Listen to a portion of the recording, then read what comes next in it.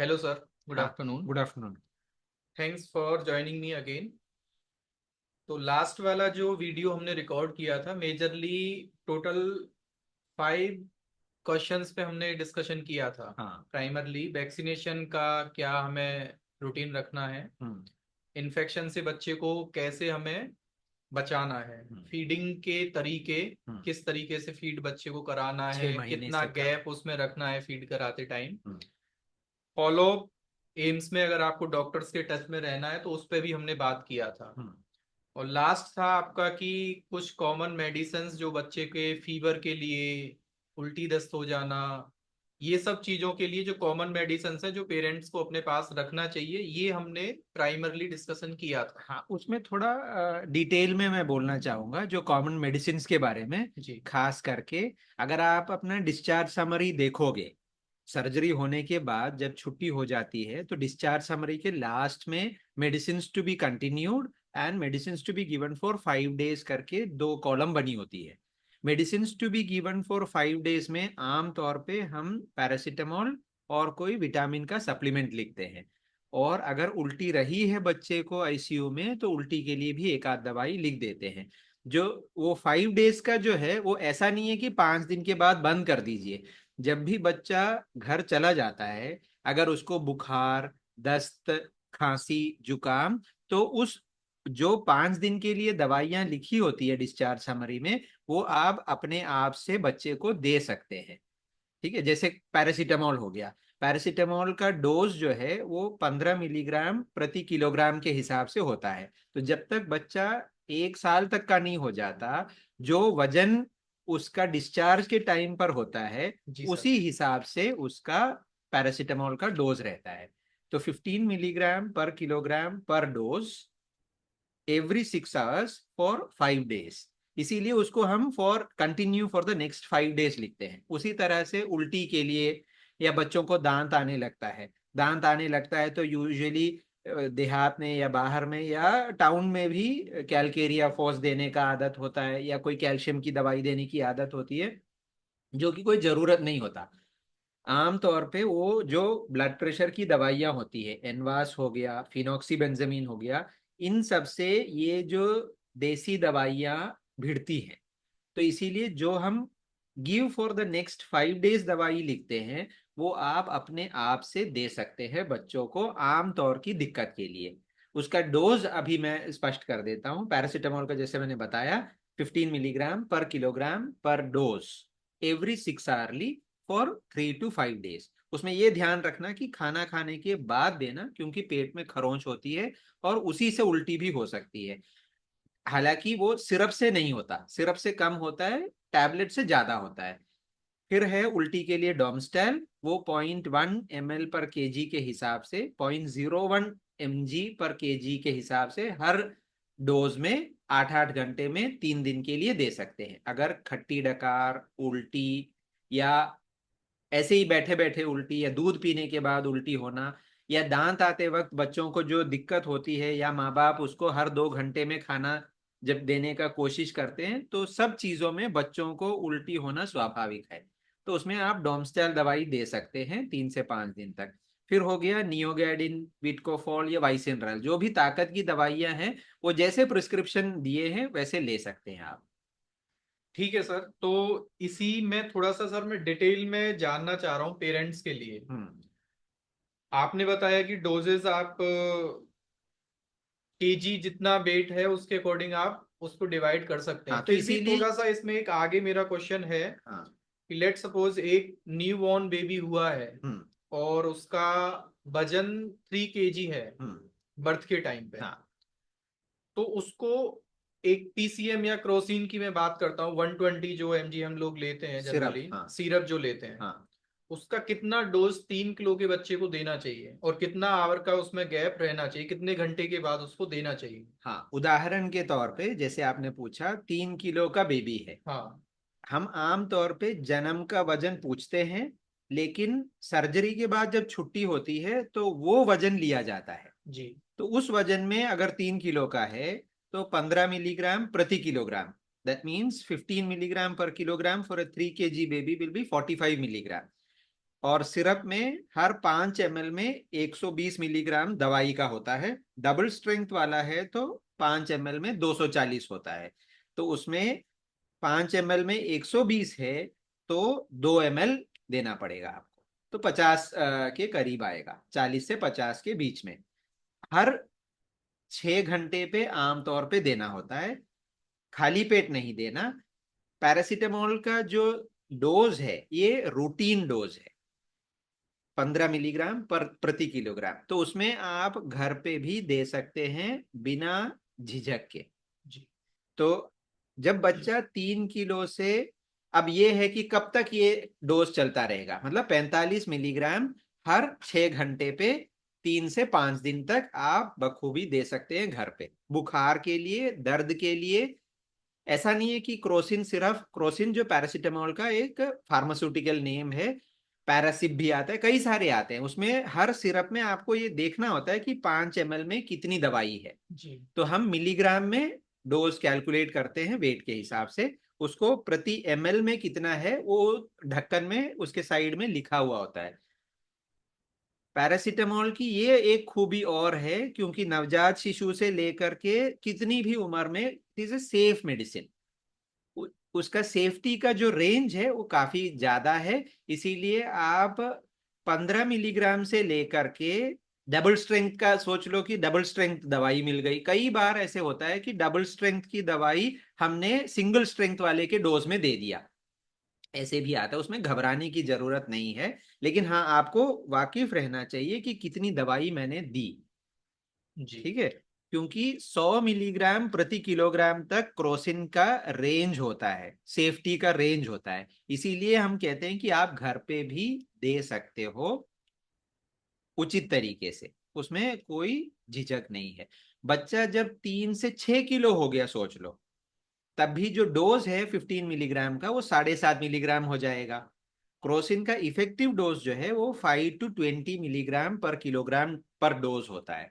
इसीलिए wait double होने तक भी वो डोज जो है वो बाकायदा इफेक्टिव रहेगा। ठीक है। सो इसीलिए we don't change the dose till the baby has increase the weight 100%। तो सीधा सा है कि अब जब भी हमें कोई भी मेडिसिन सिरप के फॉर्म में जो है हाँ वो बच्चे को देना है, तो केजी का ध्यान रखना है, कितना केजी वेट है हाँ, तो बच्चे का, उसमें मैं और कहना इसका चाहता था, मल्टीप्लाई आप कर लो, उतना ml डोज आपको हाँ देना है। उतना मिलीग्राम। ठीक है। इसीलिए बच्चे का वजन हर हफ्ते में, छुट्टी के बाद, डिस्चार्ज होने के बाद, हर हफ्ते कम से कम, जब तक बच्चा बैठने नहीं लग जाता, 6 महीने का नहीं हो जाता, हर हफ्ते में घर के पास कोई भी डिस्पेंसरी हो या घर में भी कोई वेइंग मशीन हो, तो हफ्ते में एक बार बाकायदा वजन देखकर रिकॉर्ड करके रखना है। जी। वो इसलिए जरूरी है कि जब तक हम एनवास, फिनॉक्सी इस प्रकार या फ्यूरोपेड इस प्रकार की दवाइयां दिल का सर्जरी के बाद जो देते हैं, उससे जो बाकी रूटीन दवाइयां हैं उसका एक्शन में फर्क पड़ता है। तो जो हम रूटीन में बोल दिया कि 15 मिलीग्राम पर किलोग्राम बॉडी वेट, तो वो जो पर किलोग्राम बॉडी वेट है उसका मेटाबॉलिज्म या उसका असर जो है वो इन दवाइयों से थोड़ा सा हटके होता है। तो इसीलिए हफ्ते में एक बार वजन देखना उत्तम है। सर, जैसे कि मैंने ग्रुप में हम लोग देखते हैं कि जो क्वेरीज आते हैं हम्म। दवाइयों का, जो पेरेंट्स पूछते हैं, उसमें कई बार ऐसा होता है कि मैंने कई बार देखा है कि पेरेंट्स को यही नहीं पता कि बच्चे का वेट क्या है। हाँ दे डोंट नो कि एक्चुअल वेट क्या है, उन्होंने किया ही नहीं कभी वेट। हाँ बट उनको ये पता है कि बच्चा 2 साल का हो गया, या 3 का हो गया, या 4 का, 5 का। तो दवाइयों में कुछ ऐसा भी हम कर सकते हैं कि 2 साल का बच्चा है तो इतना ml दे दो, 4 साल का है तो इतना ml दे दो, या फिर उसका वेट ही हमें हमेशा ध्यान में रखना है? हाँ, देखिए ये अच्छा रेलेवेंट क्वेश्चन है। लेकिन जब कार्डियक सर्जरी हुआ है, ओपन हार्ट सर्जरी हुआ है, तो इसीलिए कई बार आपने ये भी देखा होगा कि I ask where is the discharge summary, जी। उसका फोटो भेजिए। तो डिस्चार्ज के टाइम पर उसमें वेट लिखा होता है। हो सकता है कि माँ बाप वेट नहीं लिए हो, या लेने में दूर जाना पड़े, या जो भी कोई भी कारण हो, लेकिन डिस्चार्ज के टाइम पर एक वेट होता है।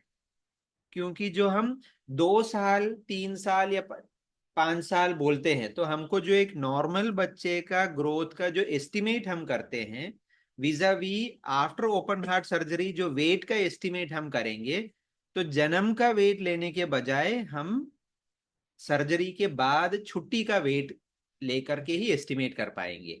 तो इसीलिए मियरली सेइंग कि ये 5 साल का हो गया, आप इसका दवाई का डोज बता दो, वो हमारे बच्चों के लिए उचित नहीं होगा। तो वेट देखना अनिवार्य है अभी के लिए। तो सभी पेरेंट्स के लिए डोजेस जो अपने मेडिसिन का कैलकुलेशन है वो है कि आपको वेट हमेशा ध्यान रखना है, हाँ एज पे, एज के अकॉर्डिंग दवाई कोई भी नहीं देनी है। हाँ, ठीक है। मात्र एज के हिसाब से नहीं देना। अगर मात्र एज ही आपको पता है कि 2 साल का हो गया, तो फिर ये जानना भी जरूरी हो जाएगा कि सर्जरी किस उम्र में हुई थी और छुट्टी होते वक्त उसका वजन कितना था। अच्छा, तो सर इसमें जैसे कि आगे मेरा फिर एक क्वेश्चन है, लेट सपोज कोई बच्चा है जिसकी एज अभी एट प्रेजेंट 3 इयर्स का है, हाँ। और उसकी 2 साल का जब था सर्जरी उसकी हुई, हम्म। तो उसका फिर जैसे 3 साल पे लेट सपोज उसका वजन है 8 kg वेट है उसका, या हाँ 9 kg है, हाँ तो उसका फिर डोज क्या होना चाहिए, एक क्रोसिन हाँ अगर सिरप का हमें देना है हाँ, डोज? देखो क्रोसिन सिरप का जैसे मैंने बताया बुखार के लिए या दर्द के लिए। अच्छा, उसमें मैं ये क्लैरिफाई कर लूं कि कई बार माता पिता को ये रहता है कि बुखार की दवाई है सिर्फ क्रोसिन। ऐसा नहीं है, बुखार दर्द का के लिए भी दवाई है। और चूंकि it is a sweetened syrup based drug formulation, तो हम कई बार बच्चों को दांत आने पर, दस्त लगने पर, या कहीं खांसी जुकाम होने पर, हर मरहम, for every other difficulty that the child faces, crocin is liberally given till 5 years of age. ठीक है। तो उसमें ये नहीं सोचना कि बुखार तो नहीं है बच्चे को इसीलिए हम नहीं देंगे, क्रोसिन आप दे सकते हैं। वो इस क्वेश्चन के रेलेवेंस में भी आएगा कि बच्चा 8 साल का हो गया, 10 साल का हो गया, और उसका सर्जरी हुआ था 2 साल की उम्र में या 3 साल की उम्र में, और उसमें एक कट ऑफ जो हमको लेना होता है, फिर हाइट का इंपॉर्टेंस भी आ जाता है। आमतौर पे जो नॉर्मल ग्रोथ एंड मेटाबॉलिज्म का है, जब बच्चा 30 किलो का हो गया, ठीक है, या 10 साल के लिए 100 सेंटीमीटर हाइट हो गया।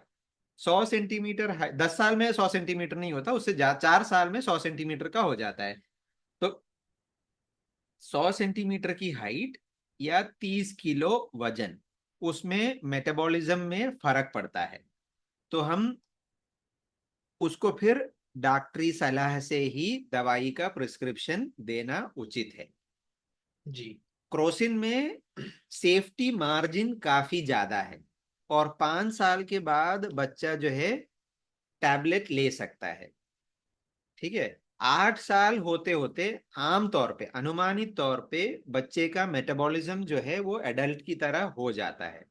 तो 8 साल से ऊपर वाले बच्चे को, चाहे जब भी उसका सर्जरी हुआ हो, अगर वो 30 किलो के पास पहुंच गया या 100 सेंटीमीटर क्रॉस कर लिया, तो उसको हम एडल्ट का डोसेज के हिसाब से दे सकते हैं।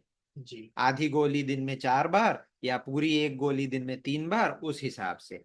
लेकिन these three cut off then you must remember कि क्या वो 100 सेंटीमीटर हाइट क्रॉस कर लिया, 30 किलो वजन क्रॉस कर लिया, या 8 साल क्रॉस कर लिया। जी।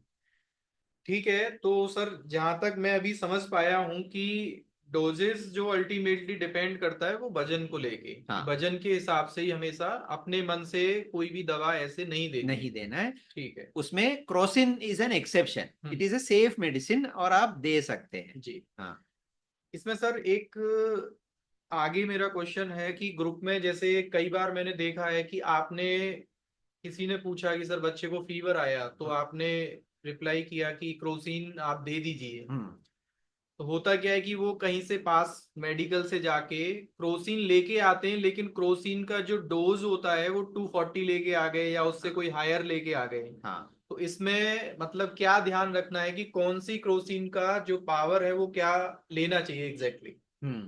अच्छा, उसमें मैं ये भी बोलूं, फिर क्लैरिफाई करूं कि सिर्फ बुखार के लिए नहीं, खांसी के लिए कोई दवाई दे दो, हम्म। है ना।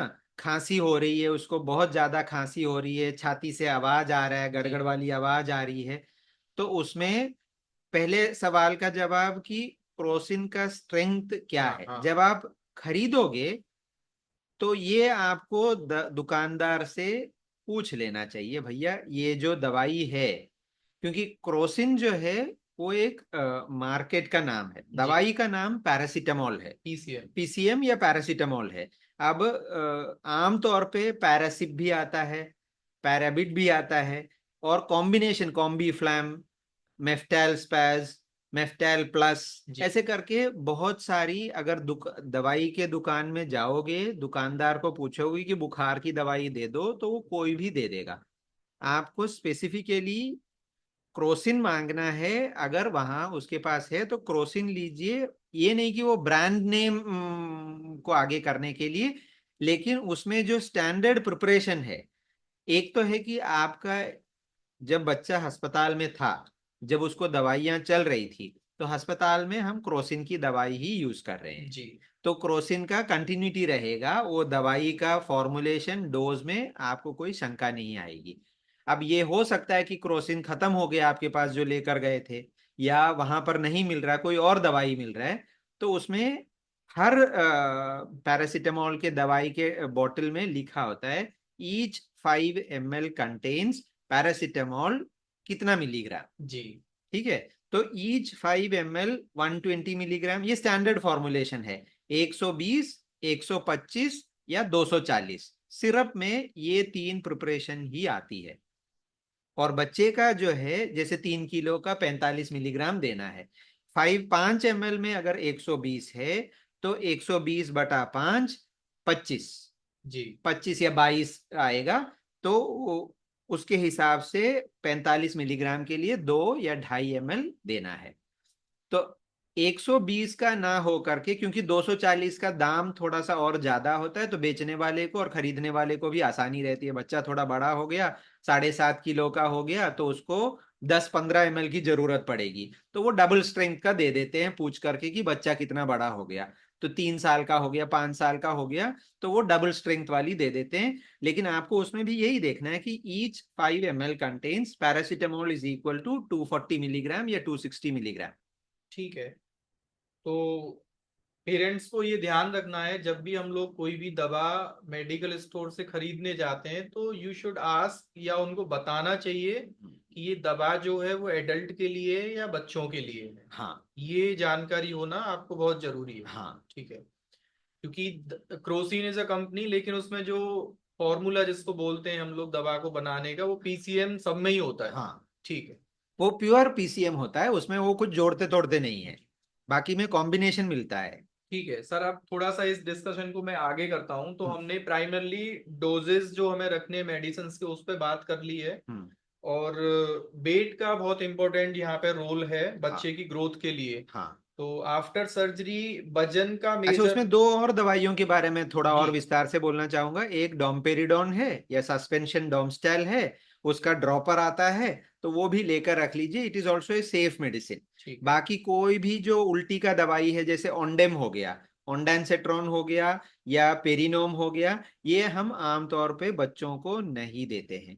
ओंडेम से वैसे ही उल्टी हो जाता है, वो कैंसर के मरीज बच्चों को उल्टी ना होने के लिए सेंट्रली एक्टिंग होता है, तो उससे अलग साइड इफेक्ट्स होती हैं, वो कृपया इन बच्चों को हाँ नहीं सर, दें। एक डिस्कशन में आपने बताया था पहले भी कि Ondem is for the adults, हाँ, and for cancer patients, cancer patients. Not for routine children. Hmm. And then Perinorm, Perinorm आमतौर पे माओं को देता हूं मैं, क्योंकि उनका अगर दूध आना कम है, या दूध में कई बार ये हो जाता है कि बच्चे का पेट नहीं भर रहा, तो माँ का दूध कम आ रहा है, तो उसके लिए पेरिनोम हम यूज करते हैं कि माँ को देने के लिए, कि माँ का दूध थोड़ा ज्यादा आए। लेकिन वो है उल्टी का दवाई का दर्द, वो बच्चों को नहीं दिया जाता, जी। उससे उनको ऐंठन ज्यादा होता है। तो ये एक दवाई के बारे में। दूसरा है सेट्रिजीन। जब बहुत ज्यादा खांसी होती है, सूखी खांसी होती है, रात को होती है, और माँ बाप परेशान रहते हैं, तो आप सेट्रिजीन ½ चम्मच रात को खाना खाने के बाद या दूध पिलाने के बाद सोने से पहले दे सकते हैं। ये कई बार पूछने पर मैं बोलता हूं, लेकिन आमतौर पे जैसे फिनाइल एफेड्रिन हो गया, क्लोरफेनिरामिन मैलिएट हो गया, जो भी खांसी की दवाई दुकान में मिलती है वो कृपया बच्चों को ना दे, क्योंकि उसमें ब्लड प्रेशर की दवाई होती है जी। और एनवास की दवाई के साथ वो भिड़ता है और वो बच्चे का जो सर्जिकल हीलिंग है उसमें इंटरफियर करता है, तो इसीलिए वो नहीं देना चाहिए। ठीक है। तो ये पेरेंट्स को ध्यान रखना है कि कोई भी जो दवा जो हार्ट रेट को इंक्रीज करे, हम्म। क्योंकि एनवास का उसके साथ ऐसा रिलेशन है कि वो इंक्रीज करता ही है। इंटरेक्शन है, ड्रग हाँ। इंटरेक्शन बोलते हैं हम यस। मेडिकल टर्म्स में, वो भिड़ता है आपस में। ठीक है। हाँ। ये सर थैंक यू इसको बताने के लिए। सर इसमें ही एक क्वेश्चन मेरा और है। जैसे वजन और रूटीन जो हमारा है वो हमने डिस्कस कर लिया डोजेस को लेके। हम्म। सर बच्चे का ग्रोथ का जब हम लोग बात करते हैं कि ओपन हार्ट सर्जरी में कहीं ना कहीं आपने बताया था एक बार, जहां तक मेरे को याद है, कि अंदर तक पूरा चीरा लगाया जाता हम्म। है ना। हम्म। तो इसमें मेरा है कि जैसे लंग्स डेवलपमेंट के लिए, हम्म। बच्चे की ग्रोथ के लिए, सेल्फ डेवलपमेंट के लिए हम्म। कुछ ऐसे एक्सरसाइज जो डॉक्टर सजेस्ट करते हैं कि बच्चे को ये प्रैक्टिस आप धीरे धीरे कराएं जैसे जैसे बच्चा बड़ा हो, जैसे शंख फूकना, अच्छा। कुछ भी ऐसा कोई एक्सरसाइज जिससे हाँ, कि उसमें बच्चा। पहले मैं ये बताऊं कि आमतौर पे ये क्वेश्चन होता है कि स्टेरनोटमी का स्कार के बारे में। हम्म। चीरा करते हैं और स्टर्नम या जो छाती का हड्डी, ठीक है, ब्रेस्ट बोन या छाती का हड्डी, उसको ही बच्चों में चीरा करके दिल तक पहुंचा जाता है। तो वो बंद करने पर ये हमेशा या हर बार या कई बार पेरेंट्स पूछ भी लेते हैं या पूछने में हिचकिचाते हैं या पूछ नहीं भी पाते हैं, लेकिन ये सवाल तो रहता है। तो उसमें पहले का ध्यान ये है कि आगे चलकर उसको, जैसे बच्चा बड़ा होगा तब वो जो स्कार है वो छोटा होकर पूर्ण रूप से मिटता नहीं है, वो रह जाता है, उससे लेकिन उसको कोई दिक्कत नहीं होती, वो सिर्फ देखने में दिक्कत होती है। हाँ, अगर बिटिया है, बेटी है, बड़ा होकर के उससे लगता है कि डिसफिगरमेंट है या उसको ठीक करना है, तो उसके लिए कॉस्मेटिक सर्जन्स उनका स्किन का ट्रांसप्लांटेशन करते हैं ताकि वो स्कार कवर हो जाए। लेकिन जो छाती का पिट होता है जिसको हम जिफिस्चरनम बोलते हैं, क्योंकि जो धागा या टांका लगता है उसका लास्ट एंड जो है वो उधर से ही निकालते हैं, और जो ब्रेस्ट बोन है वो जुड़ता है 30-40 साल की उम्र में। जी। तो तब तक के लिए वो रहना जरूरी है। और हम उसको ज्यादा महत्व नहीं देते। अगर पेरेंट्स को बहुत ही कॉन्शियस है तो they can be refer to a plastic surgeon और ए कॉस्मेटिक सर्जन और ए डर्मेटोलॉजिस्ट। उसके लिए हाँ, जो हमारे पीडियाट्रिक सर्जन है उन्होंने इस मामले में डिस्कस करने के लिए she has agreed to do a session all on that. फिर आया आपका क्वेश्चन की, व्हाट इज क्वेश्चन? सेल्फ जो लंग्स डेवलपमेंट के लिए एक्सरसाइज, क्या हाँ, शंख हमने फूकना या हमने जैसे कि एक कुछ। स्टडी किया 35 बच्चों में, जो स्कूल जाने से जस्ट थोड़ा पहले का उम्र तक, मतलब 5 साल की उम्र तक में हमने ये देखा कि एक सिग्निफिकेंट मेजॉरिटी में, मतलब 30%, या जो 35 बच्चों में 12 बच्चों को लंग फंक्शन में थोड़ी सी दिक्कत होती है, या तो सांस की रफ्तार तेज होती है, या ज्यादा खांसी से डिफिकल्टी रहती है, या जो लंग फंक्शन टेस्ट करते हैं उसमें थोड़ा रिस्ट्रिक्टिव फिजियोलॉजी आता है। उससे ये है कि वो भागने दौड़ने में, खास करके जिनको पल्मोनरी आर्टरी हाइपरटेंशन होता है, उनको भागने दौड़ने में, बाकी बच्चों के साथ खेल कूद करने में ज्यादा खांसी आने लगती है, या सांस फूलने लग जाता है, या बैठ जाते हैं, या गेम में हार जाते हैं। तो उनका जब हमने असेसमेंट करके देखा तो स्मॉल एयरवे डिसीज या लंग फंक्शन में थोड़ी सी इंपेयरमेंट है। उसके लिए कोई दवाई नहीं है, उसके लिए डीप ब्रीदिंग एक्सरसाइजेस है। क्योंकि 2 से 3 साल की उम्र तक में लंग का डेवलपमेंट होता रहता है। तो जब हम चीर फाड़ करते हैं, लंग्स को रिट्रैक्ट करते हैं, मतलब जब सर्जन करता है और फिर वापस उसको सील कर रखता है, तो लंग डेवलपमेंट का कोई दवाई या थेरेपी नहीं है एक्सेप्ट फॉर फिजियोथेरेपी। और लंग का फिजियोथेरेपी यही है कि डीप ब्रीदिंग एक्सरसाइजेस। छोटा बच्चा लेकिन डीप ब्रीदिंग एक्सरसाइजेस नहीं कर पाता कि सांस रोको, सांस अंदर लो, रोको और जल्दी फूक करो, वो नहीं कर पाते।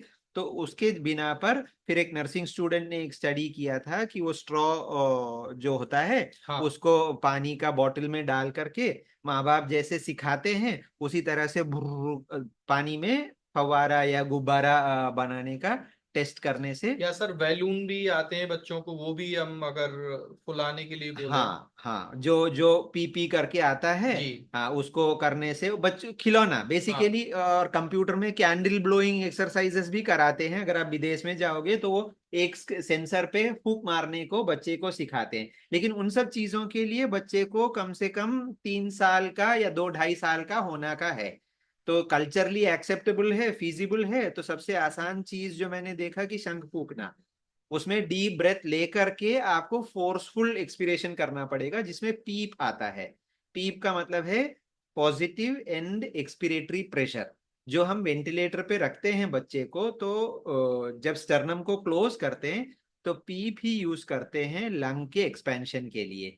तो वो फिजियोलॉजिकली पीप बनाने के लिए सबसे उचित तरीका शंख फूकना है। जी।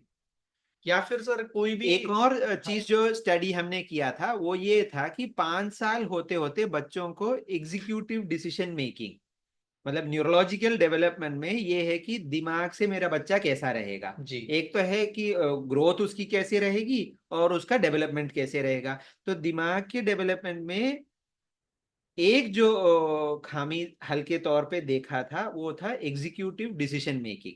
डिसीजन मेकिंग का मतलब है कि ये दो चीजें यहाँ रखी है, ठीक है। तो अगर किसी ने बोला कि इसमें से मुझे पानी पीना है या मुझे कुछ चीज चाहिए, बच्चे को अगर कोई बोले या बच्चे को खुद पता है कि मुझे कुछ चीज चाहिए, तो ये तय कर पाना कि ये अगर बॉटल खाली है और ये बॉटल भरा है, तो उनमें डिस्टिंग्विश करना कि मेरे जरूरत के लिए मुझे क्या चाहिए जी। और मैं वो ले आऊं, उसमें थोड़ा सा खामी था। तो वो एग्जीक्यूटिव डिसीजन मेकिंग में choice is the most difficult thing for the child to make. तो उसके लिए फिर हमारे पास कोई डेफिनेट थेरेपी नहीं है। देन आई स्टार्टेड सेइंग कि जब अभी तो आजकल तो हर माँ बाप के पास मोबाइल फोन है, तो उसमें जब ज्यादा यूज नहीं करना। पहले तो पाबंदी ये है कि किसी भी बच्चे को 3 साल से पहले मोबाइल फोन का आदत नहीं डालना। जी। लेकिन जब आप उसको नर्सरी में या प्री नर्सरी में या स्कूल में भेजने के बारे में सोचने लगे, then you start training the child on making choices on the phone. जी। Okay, color. Choose which color do you like, which face do you like. Let them make choices. चयन करना आपको सिखाना पड़ेगा। उसका हमने स्टडी करके नहीं देखा, हमने देखा कि ये थोड़ी खामी है चॉइस बनाने में, डिसीजन लेने में। तो आगे ये स्टडी करके देखेंगे कि कौन सा इंटरवेंशन से होगा। अभी जी। तो सिर्फ एडवाइस दे रहा हूं कि ये करके देखिए। ओके। ठीक है सर। तो अभी हम इस वाले डिस्कशन को यहीं पे स्टॉप करते हैं। हाँ, थैंक यू। Thank you.